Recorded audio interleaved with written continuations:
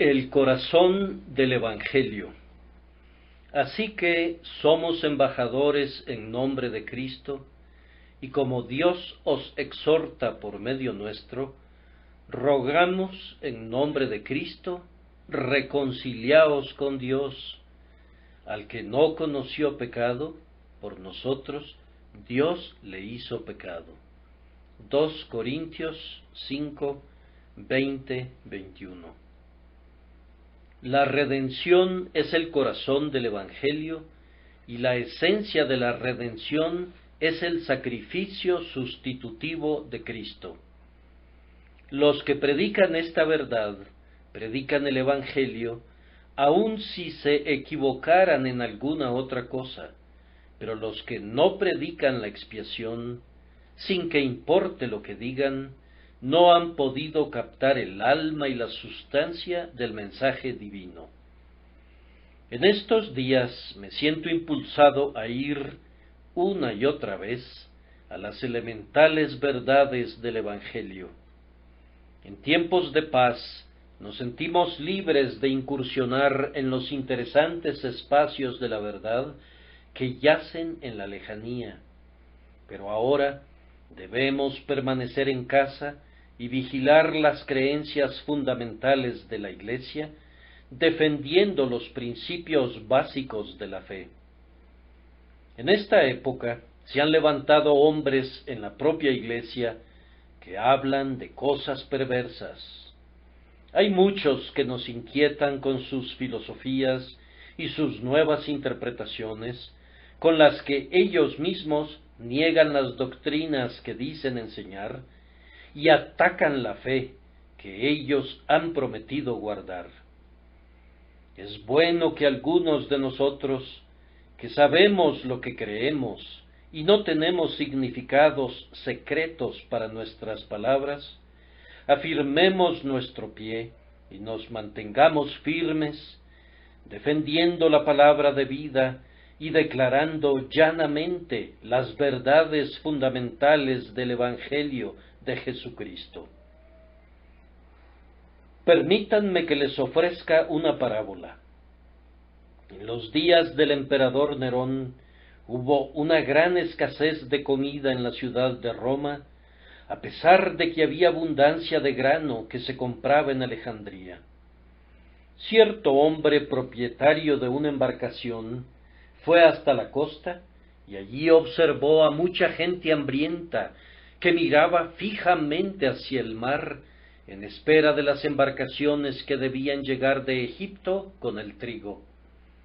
Cuando esos navíos, uno por uno, llegaban a la costa, la pobre gente retorcía sus manos en amargo desencanto, pues a bordo de las naves no había sino arena que el tirano emperador había exigido que se trajera para usarla en el circo.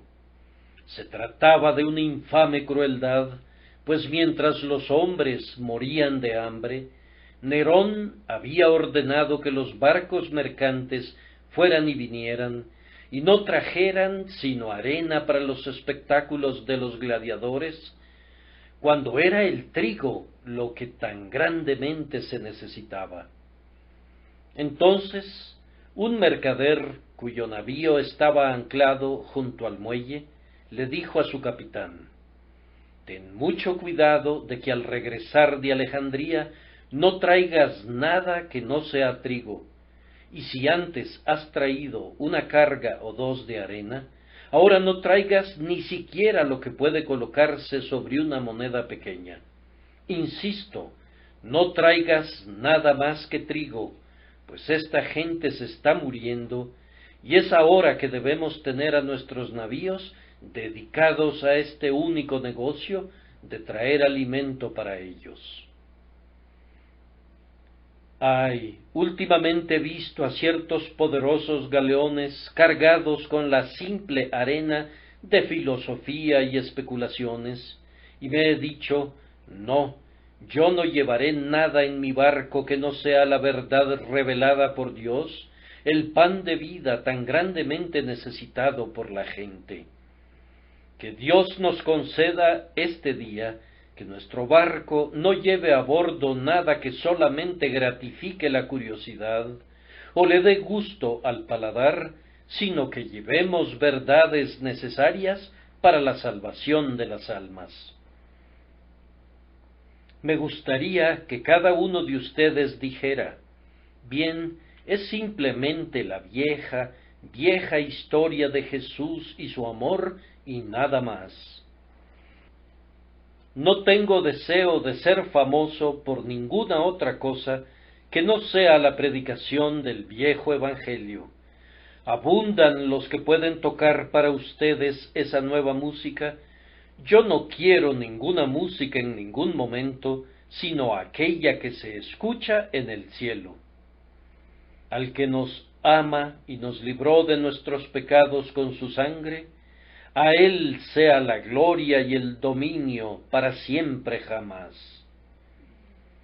Queridos amigos, tengo la intención de comenzar mi reflexión con la segunda parte de mi texto, en la que se establece la doctrina de la sustitución con estas palabras: al que no conoció pecado, por nosotros Dios le hizo pecado, para que nosotros fuéramos hechos justicia de Dios en él. Esta es la base y el poder de esas exhortaciones que debemos hacer llegar a las conciencias de los hombres. He descubierto, hermanos míos, por larga experiencia, que nada conmueve el corazón como la cruz de Cristo, y cuando el corazón está conmovido y herido por la espada de doble filo de la ley, nada cura sus heridas como el bálsamo que fluye del corazón traspasado de Jesús. La cruz es vida para el que está muerto espiritualmente. Hay una vieja leyenda que tal vez no contenga una verdad literal en ella, pero que, si se considera como una parábola, se vuelve muy instructiva. Dicen que cuando la emperatriz Helena buscaba la cruz verdadera, cavaron profundamente en Jerusalén y encontraron las 3 cruces del Calvario enterradas en el suelo. ¿Cuál de las 3 cruces era la cruz verdadera en la que murió Jesús? No lo podían saber sino por ciertas pruebas. Así fue que trajeron un cadáver y lo colocaron sobre una de ellas, pero no hubo ni vida ni movimiento. Cuando ese mismo cadáver tocó otra de las cruces, vivió. Entonces dijeron: esta es la cruz verdadera.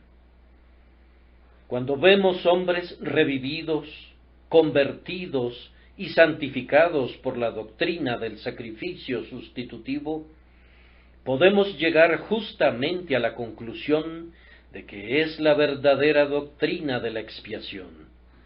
Yo no he conocido a hombres que puedan vivir en Dios y en la santidad, sino por la doctrina de la muerte de Cristo en sustitución del hombre.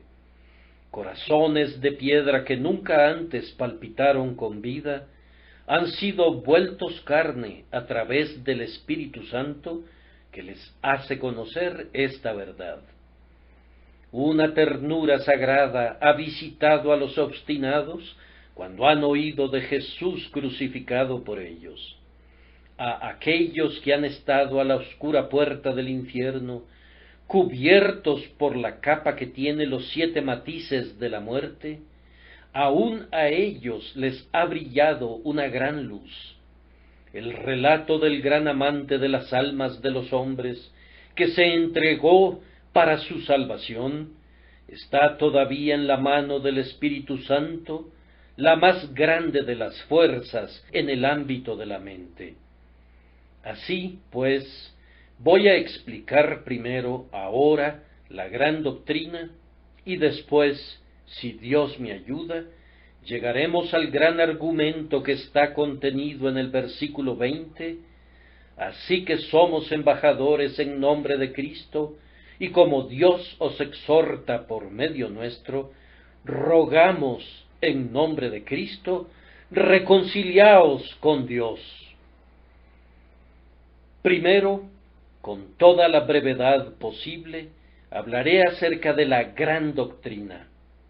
La gran doctrina, la más grande de todas, es esta: Dios, al ver a los hombres perdidos por causa de su pecado, ha tomado ese pecado y lo ha puesto sobre su Hijo unigénito, haciéndolo pecado por nosotros, a Él que no conoció ningún pecado, y como consecuencia de esta transferencia del pecado, el que cree en Cristo Jesús es hecho justo y recto, sí, es hecho justicia de Dios en Cristo.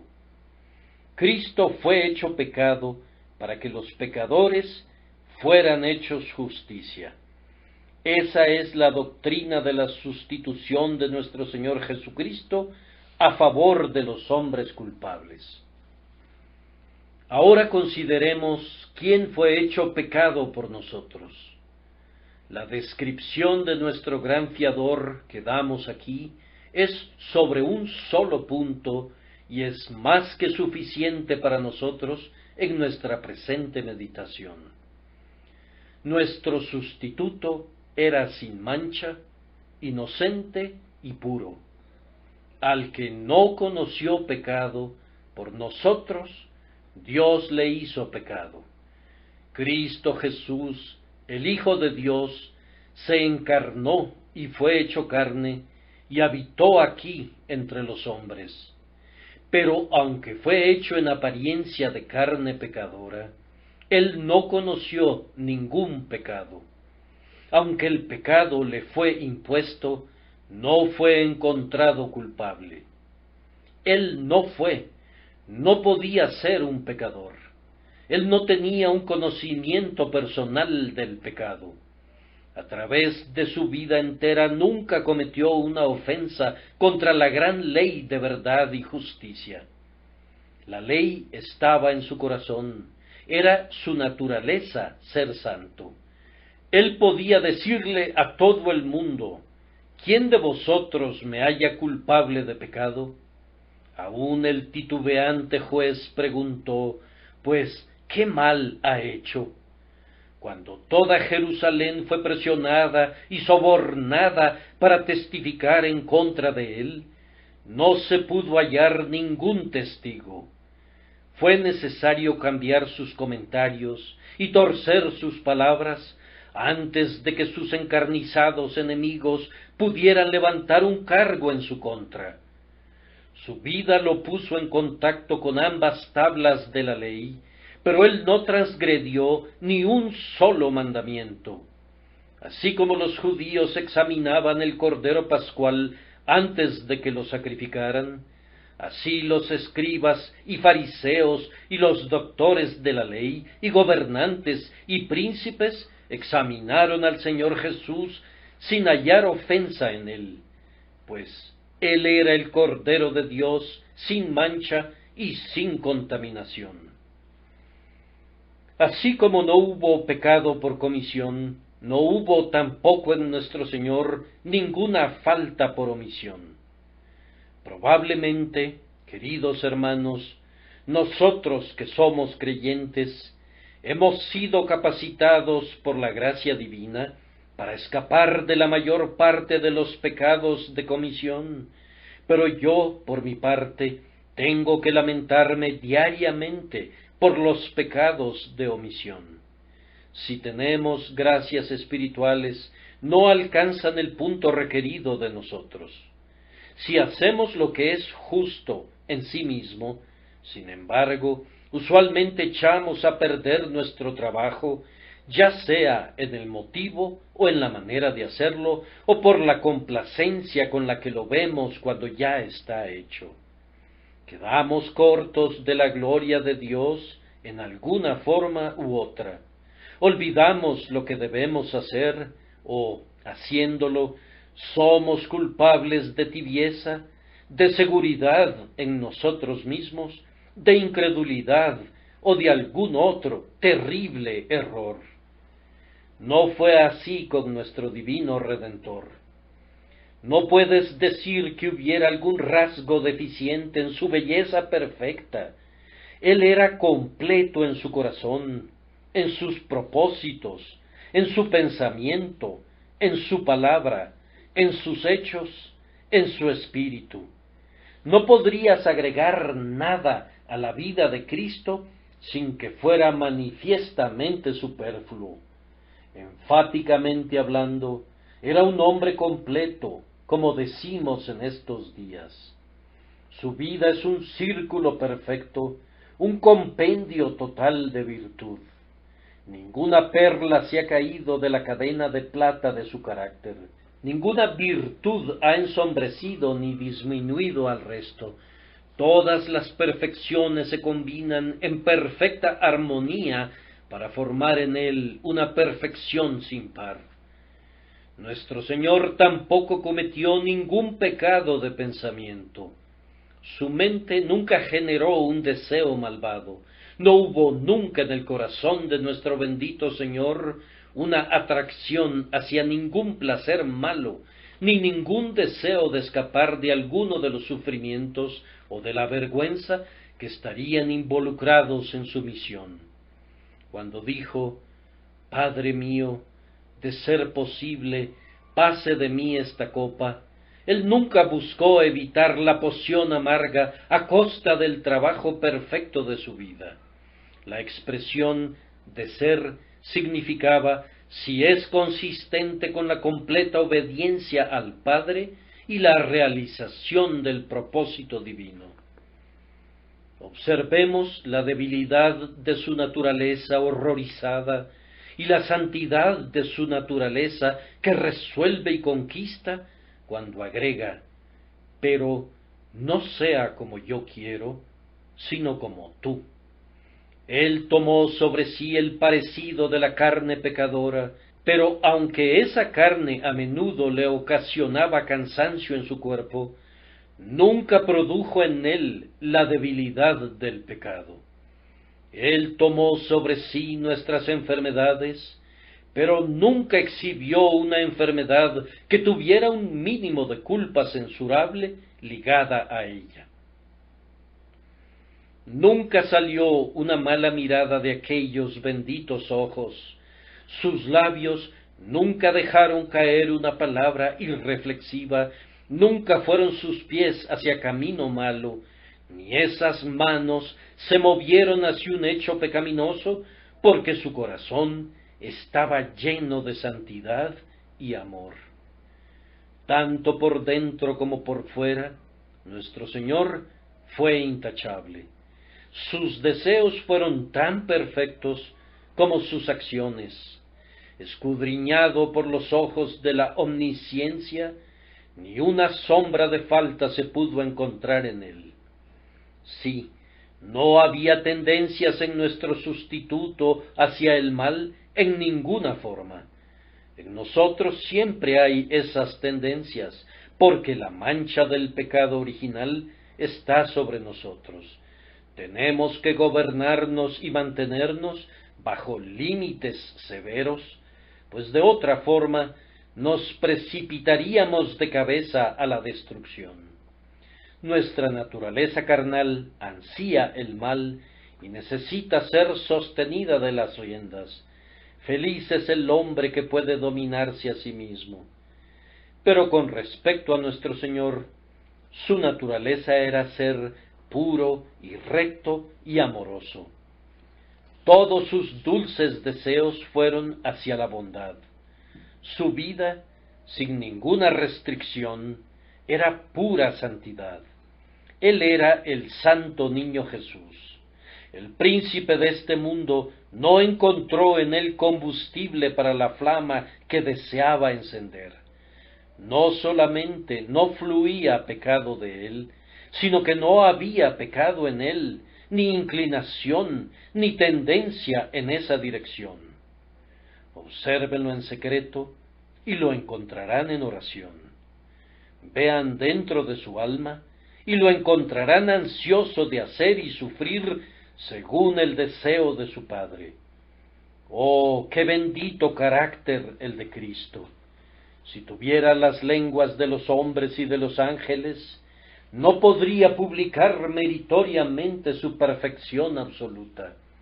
Justamente puede el Padre estar muy complacido con él. Por eso lo adoran en el cielo.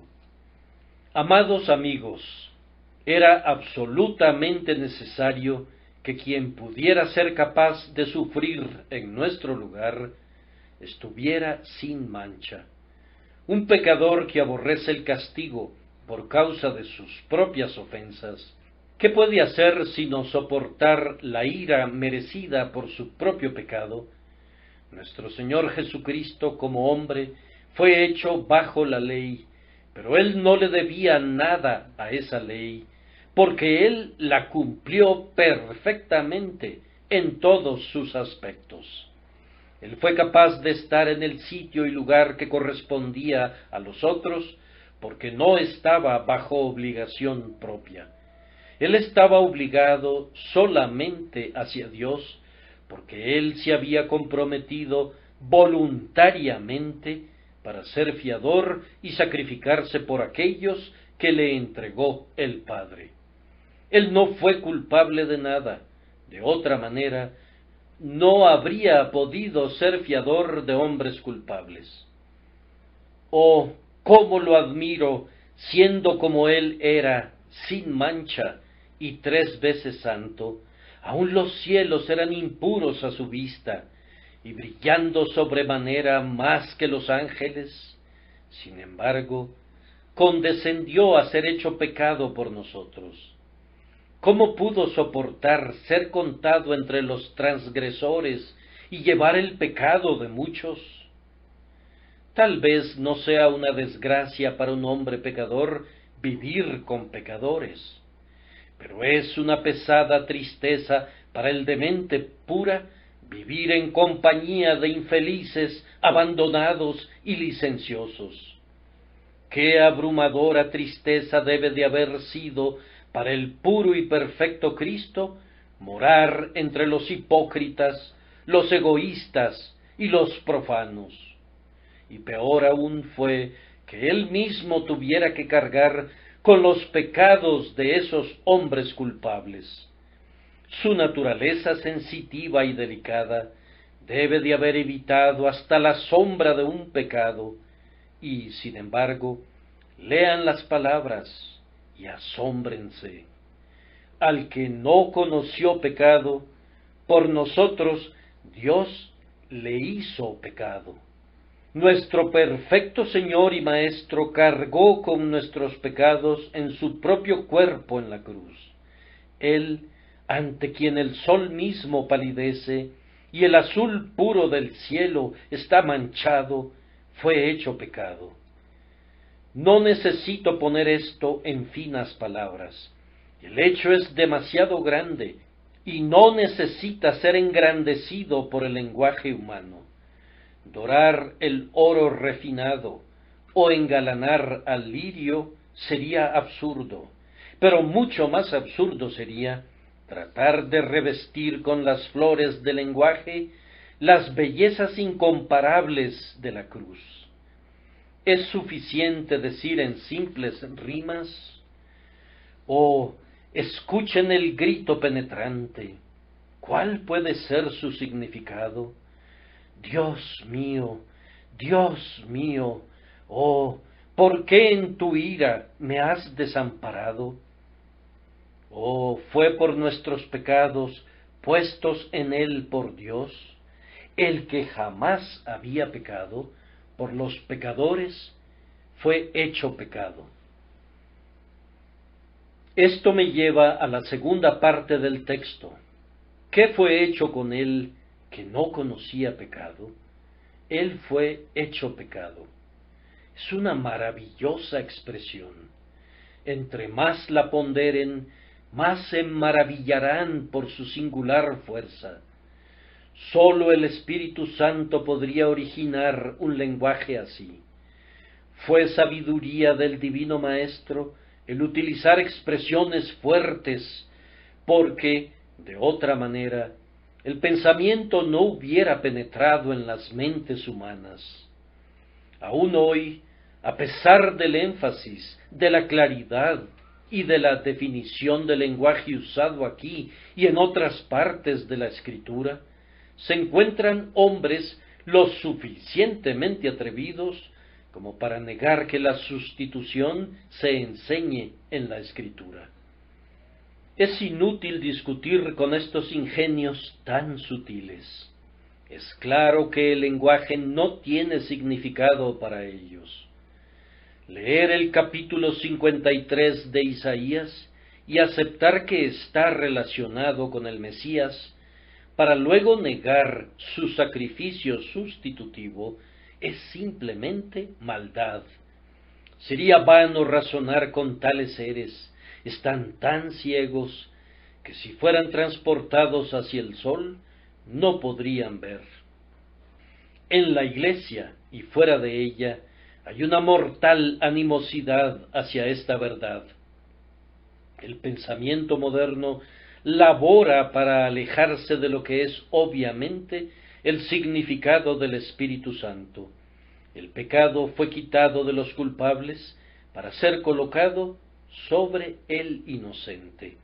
El Señor ha puesto sobre él la iniquidad de todos nosotros. Este es un lenguaje que no puede ser más simple, pero si se requiriera uno más simple, aquí está. Por nosotros Dios le hizo pecado. El Señor Dios puso sobre Jesús, quien voluntariamente lo aceptó, todo el peso del pecado humano. En lugar de que descansara sobre el pecador que lo cometió, lo hizo descansar sobre Cristo, que no lo cometió, y la justicia que Jesús obró fue puesta en la cuenta del culpable, que no la había realizado, de manera que el culpable es considerado como justo. Aquellos que por naturaleza son culpables son considerados como justos, mientras que él, que por su naturaleza no conoció ningún pecado, fue tratado como culpable. Creo haber leído en docenas de libros que una transferencia así es imposible, pero eso no ha tenido efecto sobre mi mente. No me importa si para los doctos incrédulos sea imposible o no. Para Dios es evidentemente posible porque Él lo ha hecho. Pero ellos dicen que es contrario a la razón. No me importa eso tampoco.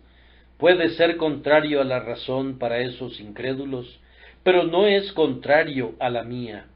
Y si yo debo ser guiado por la razón, prefiero seguir la mía. La expiación es un milagro, y los milagros deben ser bien aceptados por la fe, más que medidos por el cálculo. Un hecho es el mejor de los argumentos. Es un hecho que Dios ha colocado sobre Jesús la iniquidad de todos nosotros. La revelación de Dios prueba ese hecho, y nuestra fe desafía el cuestionamiento humano.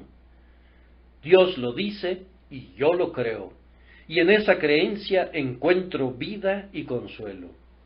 ¿No la predicaré? Seguro que sí. Desde que por la fe yo vi la corriente que fluye de sus heridas, el amor redentor ha sido mi tema, y así será hasta que yo muera. Cristo no fue culpable, y no podía ser hecho culpable, pero fue tratado como si lo fuera, porque él quería estar en el lugar del culpable. Sí, no solamente fue tratado como pecador, sino que fue tratado como si él hubiera sido pecado en lo abstracto. Esta es una expresión asombrosa. El que no pecó fue hecho pecado. El pecado oprimía a nuestro gran sustituto muy profundamente.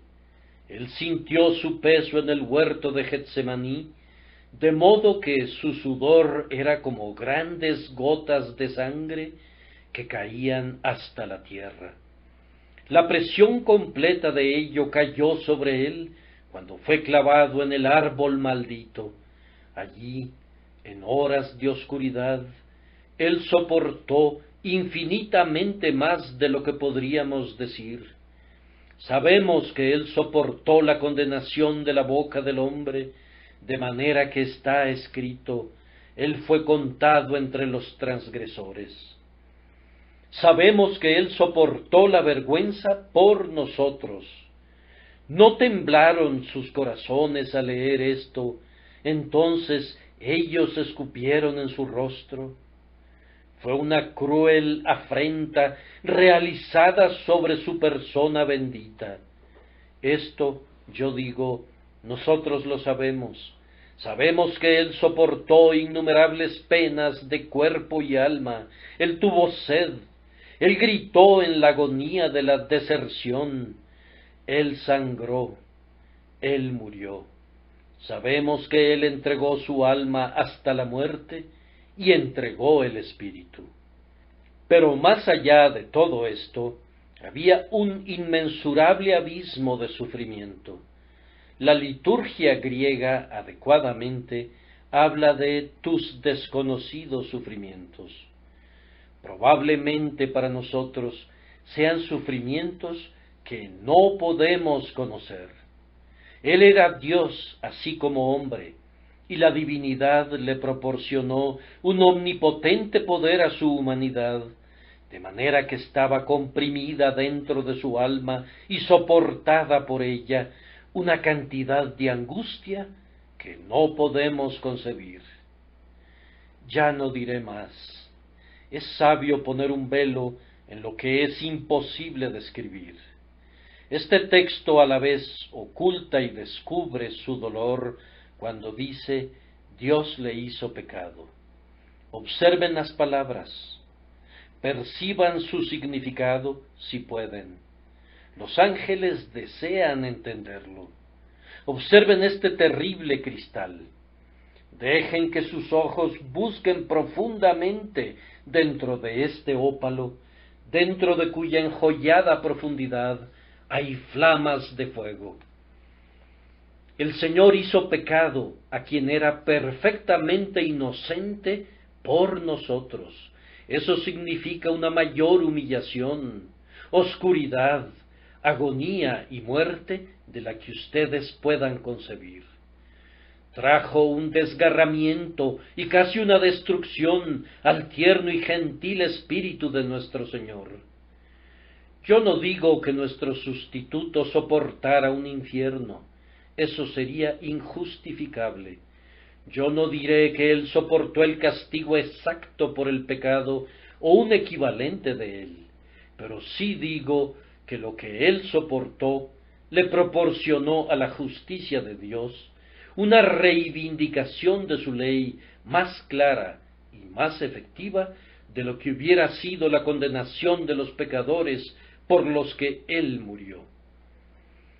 La cruz es, bajo muchos aspectos, una más plena revelación de la ira de Dios contra el pecado humano que aun el Tofet y el humo del tormento que sube eternamente. Quien quisiera conocer el odio de Dios hacia el pecado, debe ver al unigénito sangrando en su cuerpo y sangrando en su alma hasta la muerte. Debe deletrear cada palabra de mi texto y leer su significado más íntimo.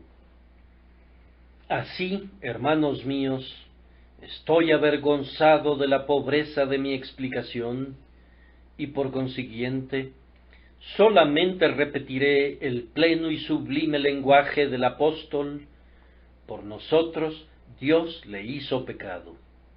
Es más, que Él quiso quebrantarlo y le hirió. Es más, que Dios lo ha abandonado.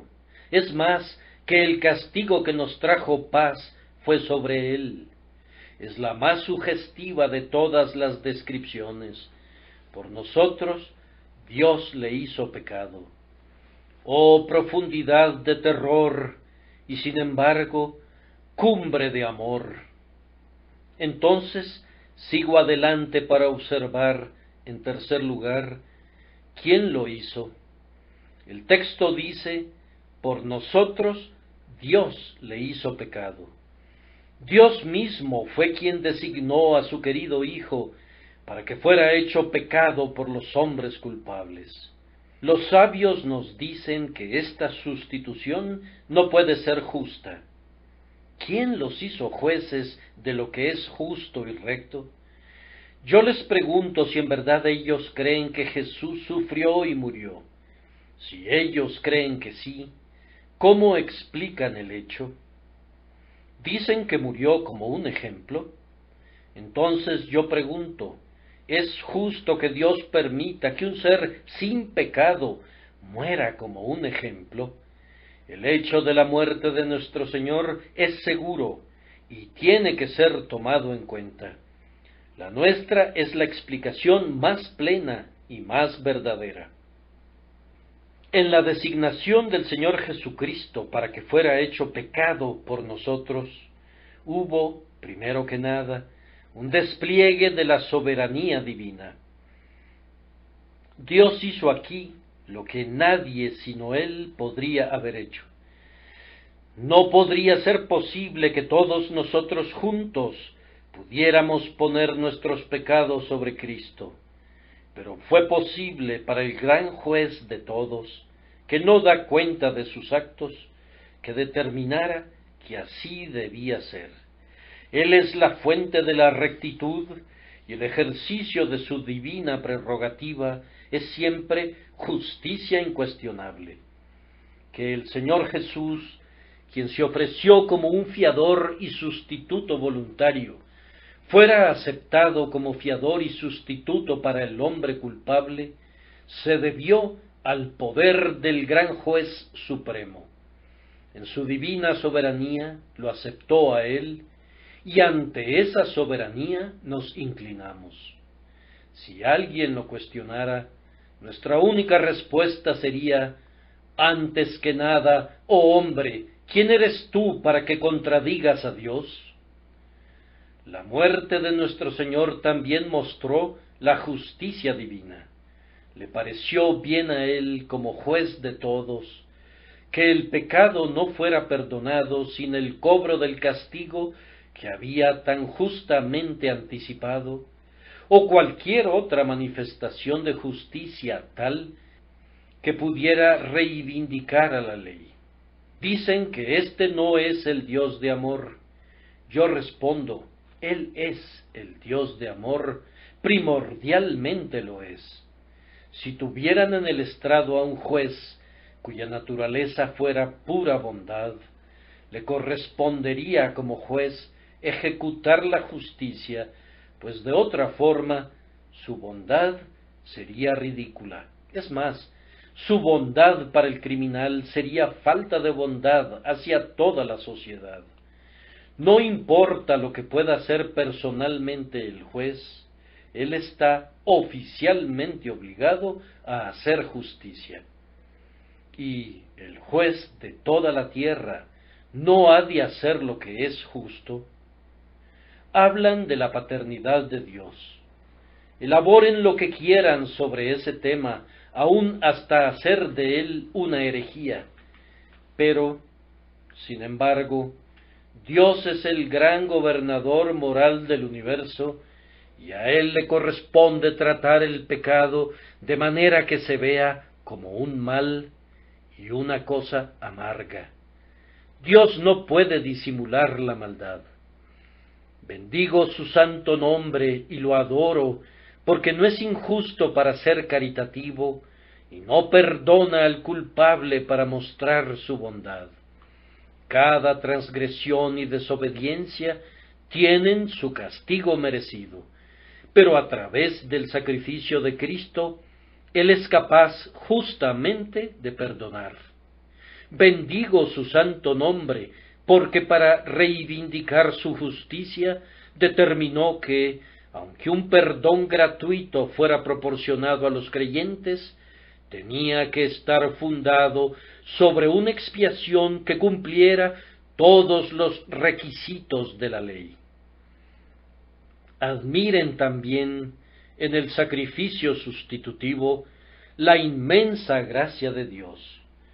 Nunca olviden que aquel a quien Dios hizo pecado por nosotros era su propio Hijo. Sí, y más aún, era en algún sentido su propio ser, porque Él es uno con el Padre. Ustedes no pueden confundir a las personas, pero no pueden dividir la sustancia de la bendita Trinidad en su unidad.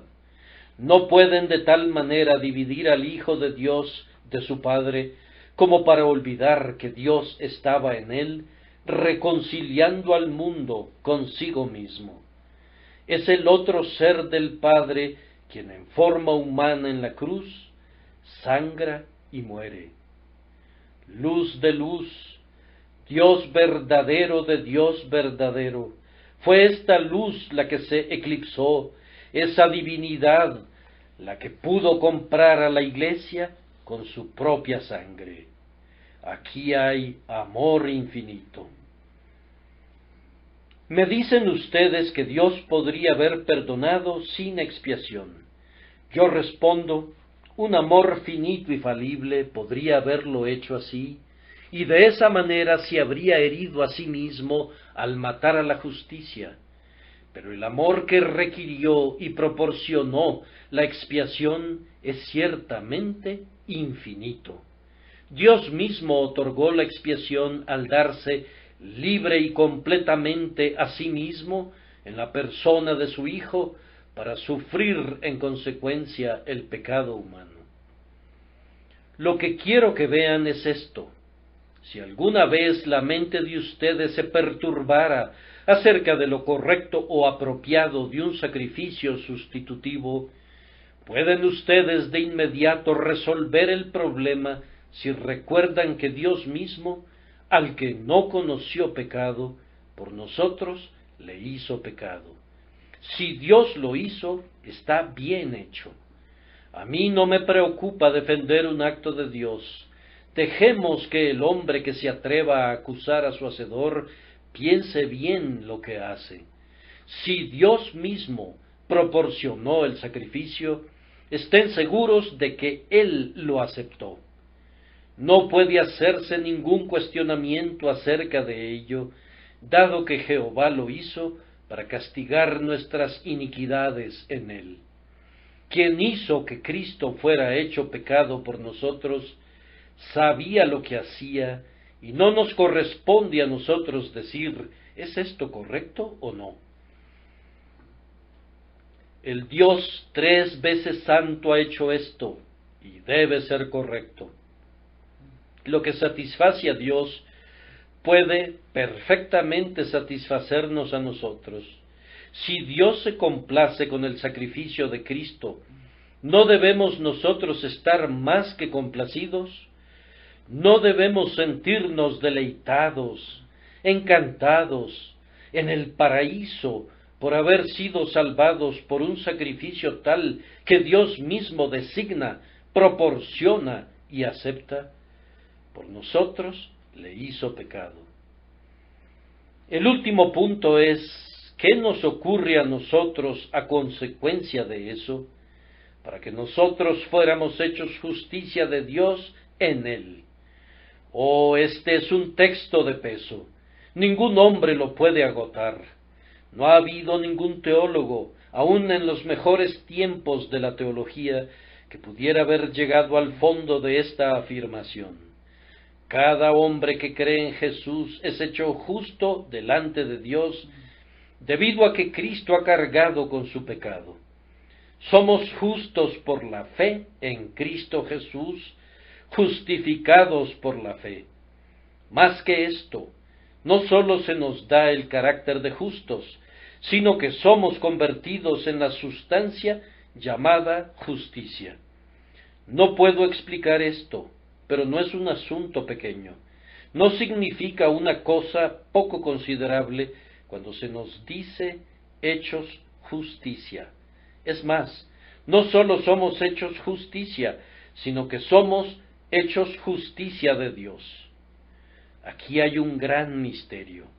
La justicia que tenía Adán en el jardín era perfecta, pero era la justicia del hombre. La nuestra es la justicia de Dios. La justicia humana falló, pero el creyente tiene una justicia divina que nunca puede fallar. No sólo la tiene, sino que Él es la justicia. Él es hecho la justicia de Dios en Cristo. Podemos cantar ahora, vestido con la vestimenta de mi Salvador, santo como el santo. Cuán aceptables para Dios deben ser aquellos que son hechos por Dios mismo, la justicia de Dios en Él. Yo no puedo concebir nada más completo. Así como Cristo fue hecho pecado, y sin embargo nunca pecó, así somos hechos justicia, aunque no podemos afirmar el haber sido justos en y por nosotros mismos.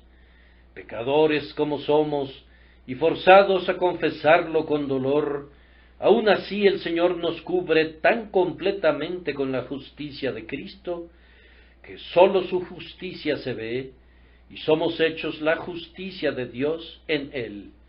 Esto es verdad para todos los santos, todos los que creen en su nombre.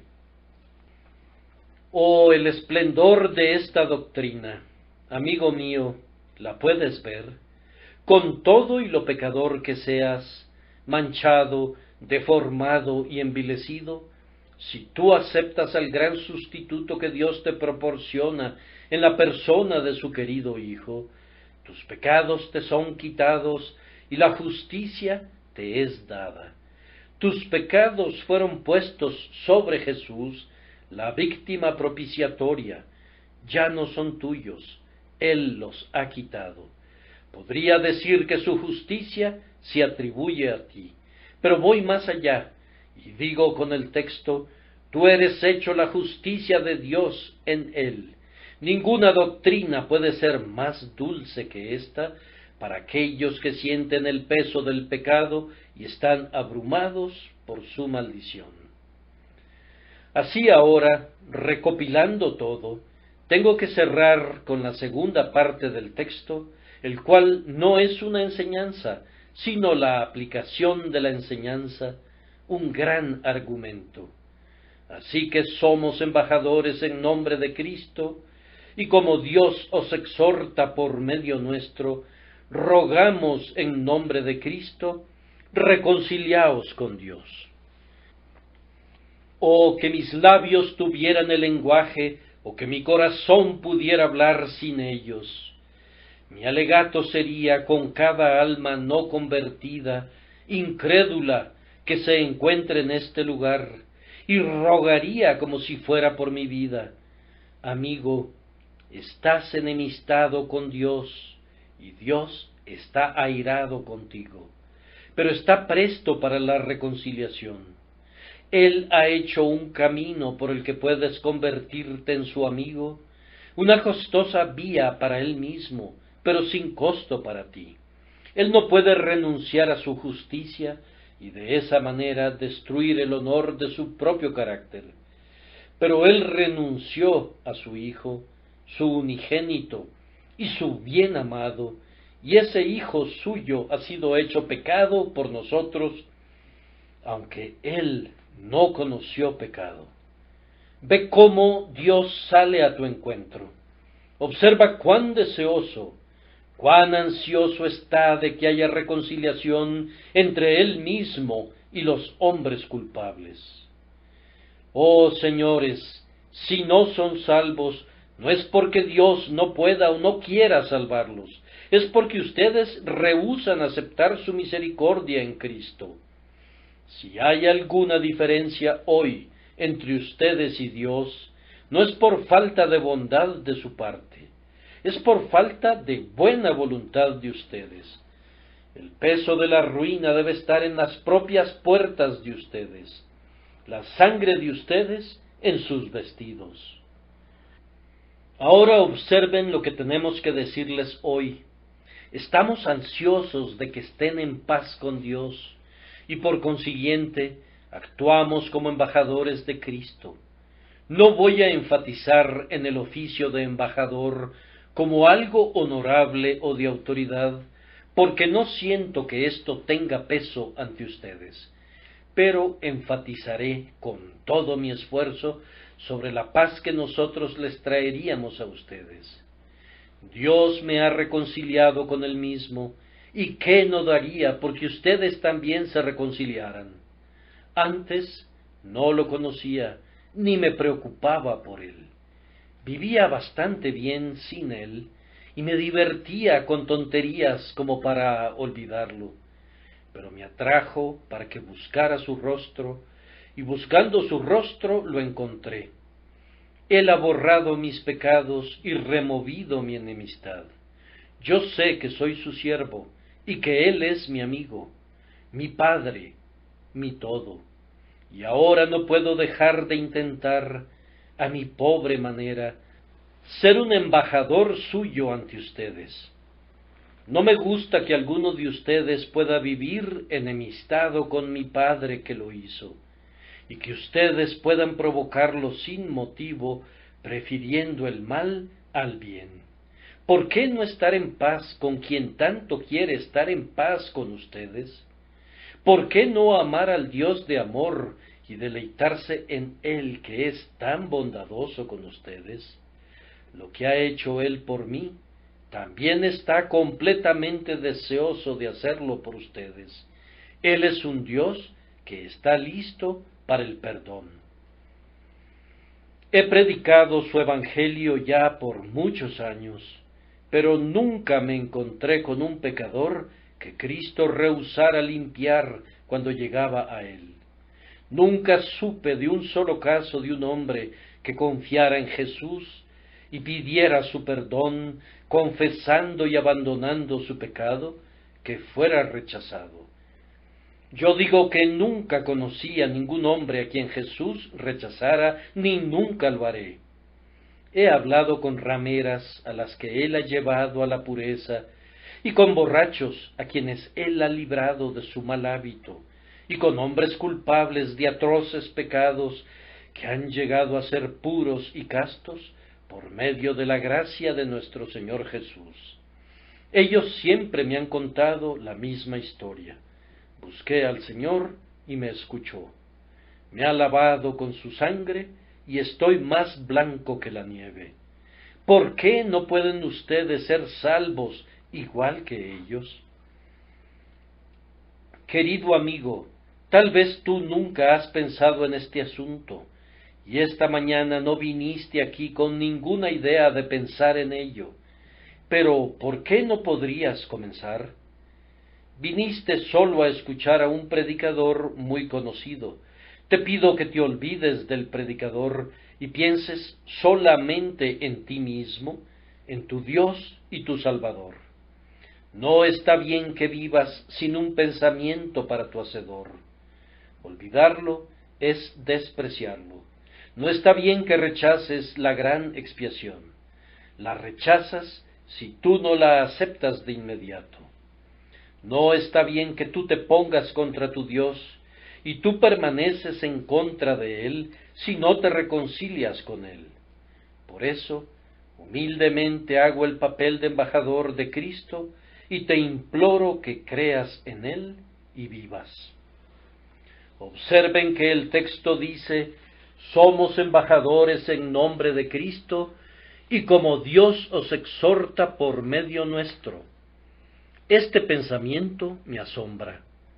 Cuando vine esta mañana, sentí como si pudiera ocultar mi cabeza entre mis manos y llorar cuando pensé en Dios suplicándole a alguien. Él habla y eso se hace. Miríadas de ángeles se sienten felices de volar a su mandato, y sin embargo, el hombre ha llegado a ser tan enemigo de Dios que no quiere ser reconciliado con Él. A Dios le gustaría serlo su amigo y derrama la sangre de su querido Hijo para cimentar esa amistad, pero el hombre no la quiere. Vean al gran Dios exhortando a su criatura obstinada, a su insensata criatura. En esto siento una compasión reverente por Dios. ¿Debe él exhortar a un rebelde para que quiera ser perdonado? ¿Oyen ustedes eso? ¿Los ángeles oyen eso? Él, que es Rey de Reyes, oculta su soberanía y se inclina para exhortar a su criatura a reconciliarse con él. No me maravilla que algunos de mis hermanos retrocedan ante tal idea y no puedan creerlo. Parece que no glorifica al Dios glorioso. Sin embargo, mi texto lo dice y debe de ser verdadero. Y como Dios os exhorta por medio nuestro, esto hace que la predicación sea un trabajo terrible. ¿No es así? Yo debo exhortarlos como si Dios les hablara a través de mí, viéndolos a través de estos ojos y extendiendo sus manos a través de estas manos. Él dice: todo el día extendí mis manos a un pueblo desobediente y rebelde. Él habla suave y tiernamente y con afecto paternal a través de estos pobres labios míos, y como Dios os exhorta por medio nuestro. Además, observen la siguiente línea que, si fuera posible, tiene aún más fuerza. Rogamos en nombre de Cristo. Dado que Jesús murió en nuestro lugar, nosotros, a quienes redimió, debemos rogar a nuestra vez por otros. Y así como derramó su corazón por los pecadores en lugar de ellos, así nosotros debemos también derramar nuestros corazones por los pecadores en el lugar de él. Rogamos en nombre de Cristo. Ahora pues, si mi Señor estuviera aquí esta mañana, ¿cómo les rogaría para llegar a él? Quisiera, Señor mío, tener mayor capacidad para estar en tu lugar en este momento. Perdóname que yo sea tan incapaz. Ayúdame a quebrantar mi corazón. Pensar que no se quebranta como debiera por estos hombres y mujeres que están resueltos a destruirse ellos mismos y por tanto ignorarte a ti, mi Señor, como si tú fueras un criminal común que colgara de la horca. Oh hombres, ¿cómo pueden valorar tan poco la muerte del Hijo de Dios? Es la maravilla del tiempo, la admiración de la eternidad. Oh almas, ¿por qué rechazan la vida eterna? ¿Por qué quieren morir? ¿Por qué desprecian a quien les puede dar la vida? Hay sólo una puerta para la vida, y esa puerta es el costado abierto de Cristo. ¿Por qué no quieren entrar y vivir? Venid a mí, dice, venid a mí. Me parece que dice, venid a mí, todos los que estáis fatigados y cargados, y yo os haré descansar. Llevad mi yugo sobre vosotros, y aprended de mí, que soy manso y humilde de corazón, y hallaréis descanso para vuestras almas. Creo verlo en ese último día, ese gran día de la fiesta, de pie y exclamando: si alguno tiene sed, venga a mí y beba. Lo oigo declarar dulcemente, y al que a mí viene, jamás lo echaré fuera. Yo no soy el adecuado para exhortarlos en lugar de Cristo, pero los exhorto con todo mi corazón. Ustedes que oyen mi voz de domingo a domingo, vengan y acepten el gran sacrificio y reconcíliense con Dios. Ustedes que sólo me oyen por esta vez, quisiera que se fueran con esta frase en sus oídos: reconciliaos con Dios. No tengo nada bonito que decirles. Yo tengo que declarar solamente que Dios ha preparado una propiciación y que ahora les ruega a los pecadores a venir a Jesús para que a través de él puedan ser reconciliados con Dios. Nosotros no los exhortamos a un esfuerzo imposible. No les pedimos que hagan alguna cosa grandiosa. No les pedimos dinero o precio, ni exigimos de ustedes años de un sentimiento miserable, sino sólo esto: reconcíliense. No es tanto que se reconcilien con ustedes mismos, sino reconciliaos con Dios. Entréguense a Él, que con cuerdas humanas los atrajo, con vínculos de amor, porque fue entregado por ustedes. Su espíritu lucha contigo, cede a su lucha. Ustedes saben que un hombre luchó con Jacob hasta el amanecer. Dejen que ese hombre, ese Dios hombre, les venza. Sométanse, cedan al apretón de esas manos que fueron clavadas en la cruz por ustedes. ¿No quieren rendirse con su mejor amigo?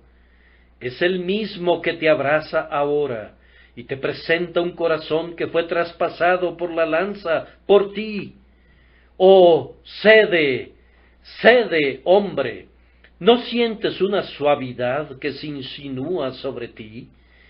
No hagas de acero tu corazón contra ella. Él dice, con un tono muy calmado y dulce: si oís hoy su voz, no endurezcáis vuestros corazones. Crean y vivan. Renuncia al terrible enemigo que te ha tenido preso en sus garras. Huye para salvar tu vida, no veas detrás de ti, no permanezcas en la llanura, sino vuela hacia donde veas la puerta abierta de la casa de tu grandioso Padre. A la entrada, el sangrante Salvador te espera para recibirte y para decirte: yo fui hecho pecado por ti, y tú eres hecho la justicia de Dios en mí. Padre, atráelos. Padre, atráelos. Espíritu eterno, atráelos por medio de tu Hijo Jesucristo. Amén.